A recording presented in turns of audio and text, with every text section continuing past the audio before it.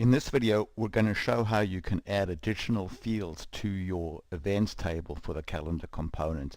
So you can see here when I click on this event here, we bring up the dialog component, but then in addition to the standard fields that the events table defines, we've gone here and added a new control here on the dialog where we can put some additional information.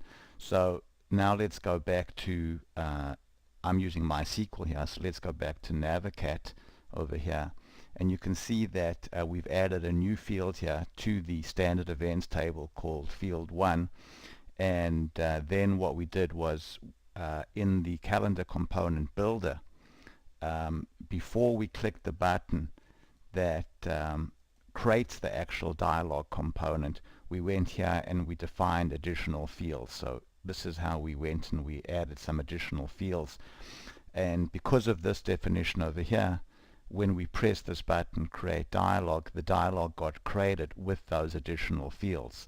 So that all works well, but the issue arises that after you've created this dialog here and gone and added a lot of customization to it, if you then want to go and add some additional fields, using this section of the builder is not going to be a good idea, because when you press create dialog component, you're going to be overwriting, you're going to be creating a brand new dialog, overwriting all of your current work, and so you probably don't want to do that.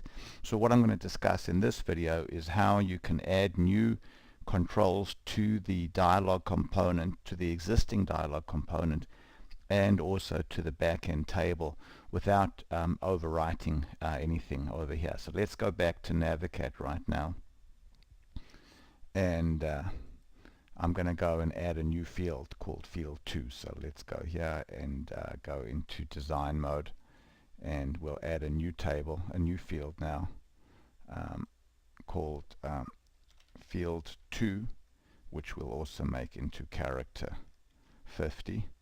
And then let's save the date. Let's just go ahead now and save it. So now we basically added a second field. So now we're going to go back to our, and let's also go to field 2 and actually put some values in it. So I'll go here and I'll say here field 2 rec 1 and field 2 rec 2. Okay, so we can actually have some values. So now let's close that down and go back to our dialog. So we'll go back to our calendar component. So this is called My Dialog. So we'll go there to My Dialog. And now let's go and add a new field here. So we'll go to text box and we'll say field 2. And so there's our field 2 over there. Now when I run the component, you'll see that the data is not going to show up in field 2, even though it shows up on the dialog component. So we'll go ahead now and we'll run our calendar component and then press our button over here. So you can see field 2 is empty. So now let's go and see how we actually add it to the dialog. So we'll go back now to our dialog component.